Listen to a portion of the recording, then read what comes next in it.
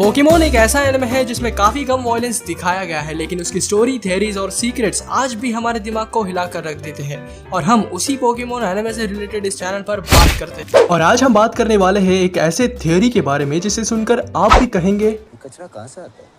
तो थंबनेल और टाइटल से तो पता ही चल गया होगा कि आज क्या होने वाला है। तो आज हम बात करने वाले हैं एक अनटोल्ड लव स्टोरी के बारे में। एक ऐसी लव स्टोरी जिसके बारे में पोकेमोन कंपनी ने हमें हिंट तो बहुत बार दी, लेकिन कभी खुल के नहीं बताया। अब तुम ही बताओ, पोकेमोन मास्टर्स के ऑफिशियल ब्लूटिक वाले ट्विटर अकाउंट पे हैप्पी वैलेंटाइन डे वाली पोस्ट में ओक और अगाथा की तस्वीर क्यों? तो खैर, आज हम बात करेंगे एक वियर्ड पोकेमोन थियरी के बारे में। वियर्ड बोले तो अजीबोगरीब। ये थियरी कुछ ज़्यादा प्रचलित नहीं है, लेकिन इसके बारे में हिंदुस्तानी कम्युनिटी में शायद किसी को नहीं पता। तो आज इस वीडियो में हम इसी थियरी को पूरी तरह देखेंगे और ये भी देखेंगे कि ये कितने हद तक सच है। तो अब बिना किसी देरी के चलिए शुरू करते हैं।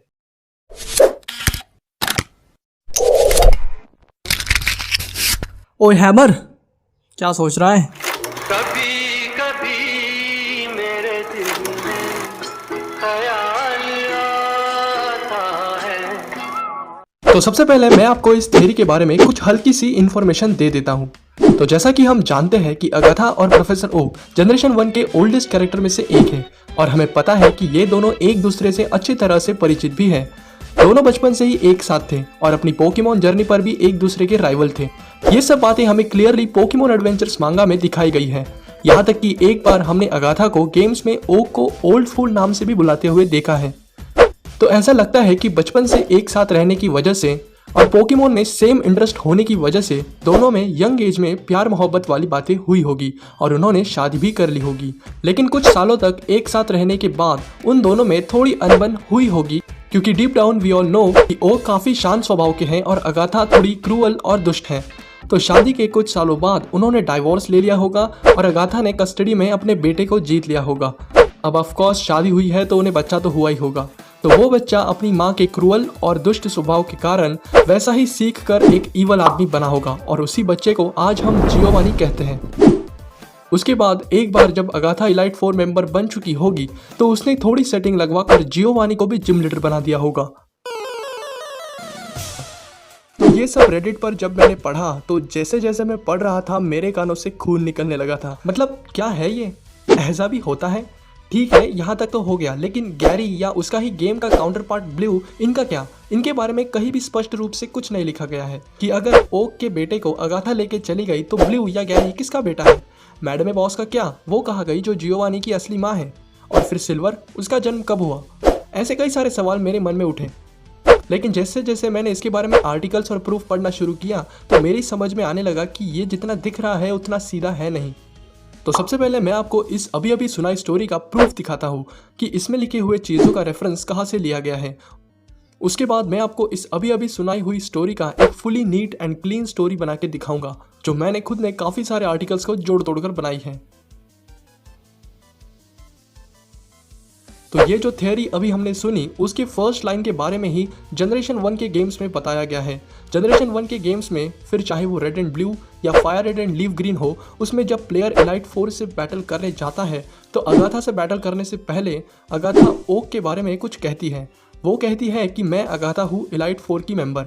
शायद उस ओक को तुम पे बहुत भरोसा है। बहुत दशक पुरानी बात है जब ओक बहुत टफ और हैंडसम था, लेकिन उसके बाद उसे पोकेडेक्स नाम की किसी चीज़ से ज़्यादा लगाव हो गया। लेकिन वो बिल्कुल गलत था।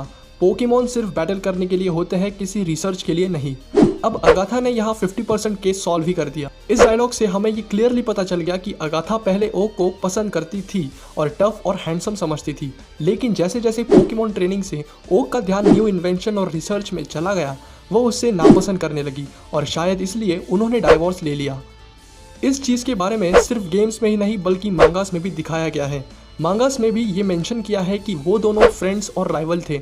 ओक फर्स्ट इंडिगो लीग का चैंपियन अगाथा को हराकर ही बना था और इस फाइनल्स के बैटल के बाद दोनों का एक कन्वर्सेशन भी है जहां अगाथा ओक को पूछती है कि उसने उनका रिसर्च ग्रुप क्यों छोड़ दिया, जिसमें ओक जवाब देता है कि उन्हें अकेले उनके पोकेडेक्स पर काम करना था।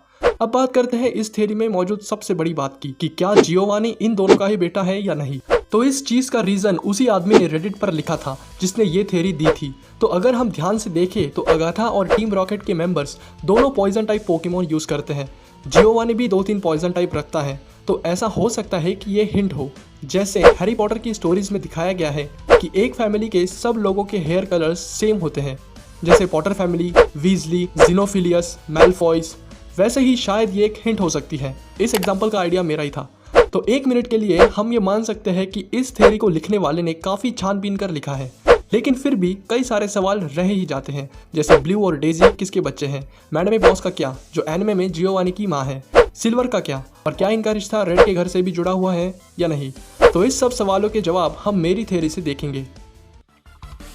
सो according to my theory, Oak और अगाथा का प्यार वैसे ही हुआ जैसा हमने ऊपर वाली थ्योरी में देखा, लेकिन अगाथा और ओक को एक नहीं 2 जुड़वा बच्चे हुए। ये मैं अपनी मर्जी से नहीं कह रहा, ऐसा पोकेमॉन पॉकेट मॉन्स्टर की मांगा में साफ साफ लिखा है कि जियोवानी का एक अननेम्ड ट्विन ब्रदर भी है।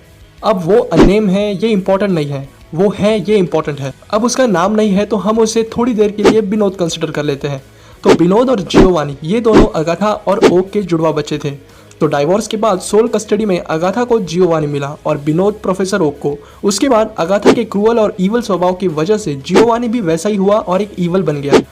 अगाथा पोकेमॉन ट्रेनिंग में अच्छी थी और वो आगे जाकर एक इलाइट 4 मेंबर बनी और फिर उसने सेटिंग लगवाकर जियोवानी को भी जिम लीडर बना दिया, क्योंकि एक थ्योरी के मुताबिक पोकेमॉन वर्ल्ड में गवर्नमेंट नहीं होती, वहां का सारा कारोबार इलाइट 4 और जिम लीडर्स ही संभालते हैं।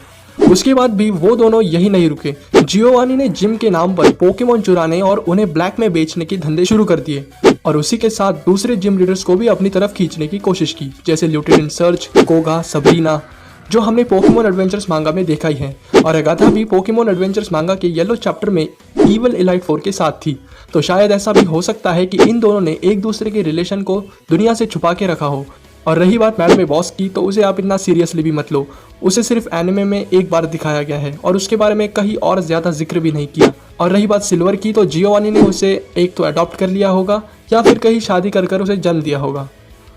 दूसरी तरफ प्रोफेसर ओक को मिला विनोद एक अच्छे स्वभाव का पोकेमॉन ट्रेनर या पोकेमॉन रिसर्चर बना होगा और उसकी शादी किसी लड़की से हुई होगी और उससे उसे 2 बच्चे हुए होंगे, एक ब्लू या जिसे हम गैरी भी कह सकते हैं और डेजी ओक। लेकिन डेजी ओक और ब्लू के जन्म के कुछ सालों बाद ही उन दोनों विनोद और उसकी वाइफ का एक्सीडेंट हुआ होगा। ये भी मैं मेरे मन से नहीं कह रहा, ये पोकेमॉन जिनशो के मांगास में लिखा है। यहाँ शिगेरू यानी ब्लू है। तो अगर हम इस थ्योरी को और मसाला मारने की कोशिश करें तो हम ऐसा कह सकते हैं कि रेड जो है वो जियोवानी का ही बेटा है। और इसे एक्सप्लेन करने के लिए रेड पार्ट 3 में दिखाई गई स्टोरी का रेफरेंस लेना बिल्कुल सही होगा। इस थ्योरी को मैंने इस वीडियो में समझाया है, link is in the description. तो यही थी मेरी थ्योरी। ये सब सुनने में बहुत अजीब लगता है, इसका कारण है पोकेमॉन एनिमे, जिसमें सब कैरेक्टर्स को किसी रिलेशन में बंधा नहीं दिखाया गया और ना ही स्टोरी को कभी आगे खींचा गया जैसे बाकी एनिमे में होता है, जैसे अटैक ऑन टाइटन में, जिसमें ये फैमिली ट्री देखना और एक दूसरे के रिलेशन सुनना वियर्ड नहीं लगता, इंटरेस्टिंग लगता है। पोकेमॉन एनिमे के अंदर वही स्टोरी घिसी जाती है, लेकिन मांगास और गेम्स में ऐसा नहीं होता और इसलिए मैं इस चैनल पर मांगास और गेम्स के बारे में ही ज्यादा बातें करता हूँ। तो ये बस एक थ्योरी है जो 100% सच नहीं है। तो अगर आपको ये वीडियो पसंद आया हो तो इसे लाइक करें और इसे अपने दोस्तों के साथ भी शेयर करें और ऐसे ही कंटेंट के लिए चैनल को सब्सक्राइब करें। मैं फिर लौट कर आऊँगा ऐसे ही कुछ ऑसम वीडियोस के साथ। Till then bye. ओए हैमर, क्या सोच रहा है? भाई मैं ये सोच रहा हूँ कि साला अगर रेड और सिल्वर दोनों जियोवानी के बच्चे हैं लेकिन उनकी माएँ अलग अलग हैं तो साला ये जियोवानी के कितने अकाउंट हो गए बैंक में।